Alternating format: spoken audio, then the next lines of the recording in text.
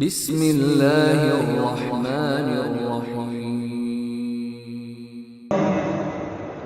عام لوگوں کے مسائل پہ توجہ دینے کے لیے کوئی صبح سے شام تک دھکے کھاتا ہے کہ روڈ بنا دیں، کوئی کہتا ہے کہ ہمارے راستے ٹھیک نہیں ہیں، کوئی کہتا ہے کہ گلی نالی کا مسئلہ ہے، کوئی کہتا ہے بس جی یہ مسئلہ حل نہیں ہو رہا۔ منت سماجت شاید کہ اتنی دعائیں وہ اللہ کے سامنے بیٹھ کے کر لے تو اس کی زندگی کے حالات بدل جائیں، لیکن ہر شخص دھوکہ دینے کے لیے اور ذلیل کرنے کے لیے تو تیار ہوتا ہے، ساتھ کھڑا ہونے کے لیے تیار نہیں ہوتا۔ یہی وجہ ہے کہ آج غلط مقیاس بنا، میزان بنا، پیمانہ بنا، لوگ اس کو ہی ووٹ دیتے ہیں جو ان کے گلی کوچے اور محلے کے کام کرتا ہے۔ لوگ اس کے ساتھ ہی کھڑے ہوتے ہیں کہ چور چوری کر کے آئے گا، ایف آئی آر نہیں کٹنے دے گا۔ لوگ اسی کو اپریشیٹ کرتے ہیں کہ اگر کسی نے کوئی دھوکہ فراڈ کیا ہے تو اس کو جیل جانے سے روک دے گا۔ یہ وہ ضابطہ ہے جو دنیا نے اختیار کیا، محمد کریم نے ضابطہ یہ بنایا۔ کسی شخص کے عہدے کی ضرورت نہیں ہے، آپ ہر ایک اللہ کے ہاں مقام لے سکتے ہیں جب آپ سیرت کی روشنی میں رفاع عامہ کو اختیار کریں۔ عبداللہ ابن جدعان کا قصہ اس پورے کے پورے سلسلے کو واضح کرتا ہے۔ ہم یہ سمجھتے ہیں نماز نہ پڑھیں، روزہ نہ رکھیں، قرآن نہ پڑھیں، والعیاذ باللہ رفاع عامہ کے کام کریں تو بخشش ہو جائے گی۔ کلا، ہرگز نہیں۔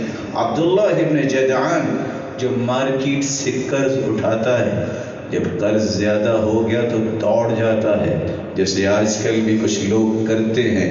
دوڑتا ہوا ایک غار میں چھپ گیا، غار میں پہنچا تو ایک غزالہ ہرن سونے کا بنا ہوا کسی نے چھپایا ہوا تھا، اس نے ہرن کو لیا، واپس آ کے قرضے اتارے اور 1000 بکریاں ذبح کی، 1000 حاجیوں کو سوٹ دیے اور 1000 اس نے اونٹ ذبح کیے، ستو پلائے، لوگ آشش کر اٹھے۔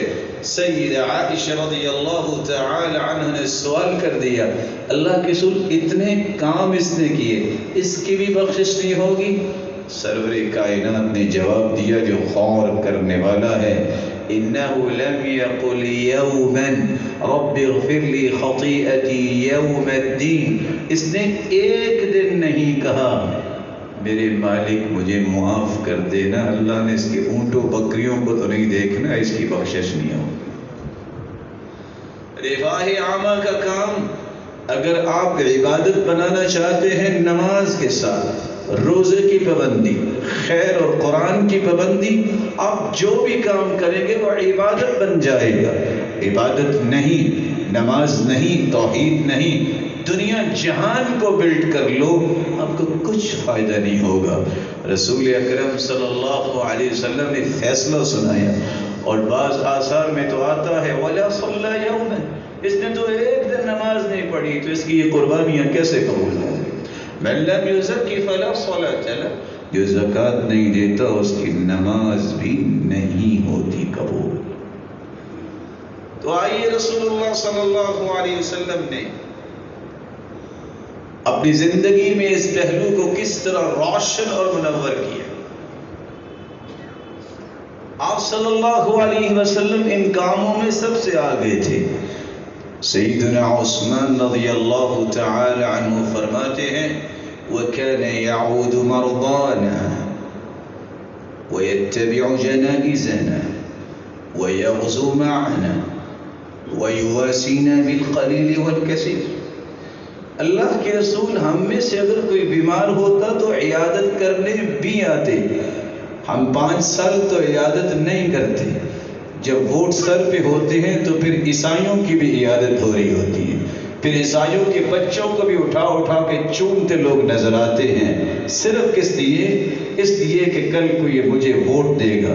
سید المرسلین کا طریقہ دیکھیے، صحابہ میں سے کوئی بیمار ہوتا تو کیا کرتے؟ یعود مرضانا، وہ عیادت کے لیے تشریف لاتے۔ وَيَتَّبِعُ جَنَائِزَنَا، یہاں جنازوں پہ صرف اس وقت آیا جاتا جب ووٹ کی ضرورت ہے، وگرنہ کوئی بڑے سے بڑا اللہ کا ولی بھی فوت ہو جائے کسی کی کوئی پرواہ نہیں ہوتی۔ وہاں رؤوس گنے جاتے ہیں، کتنے لوگ آئے دکھانے کے لیے نہیں، اس غرض سے جنازہ پڑھا کریں۔ ایک مومن جب کسی مومن کا جنازہ پڑھتا ہے تو اللہ ذوالجلال اسے 2 احد پہاڑ جتنی نیکیاں عطا کر دیتا ہے، اور اگر دفنا کے آتا ہے تو کس قدر یہ خوش نصیب ہے، 2 احد پہاڑ کی نیکیاں لیتا ہے، اور اگر صرف جنازہ پڑھتا ہے تو 1 احد پہاڑ جتنی نیکیاں۔ دعا یہ ہے کہ اللہ آپ کو بیت اللہ بھی لے جائے اور مدینہ بھی لے جائے۔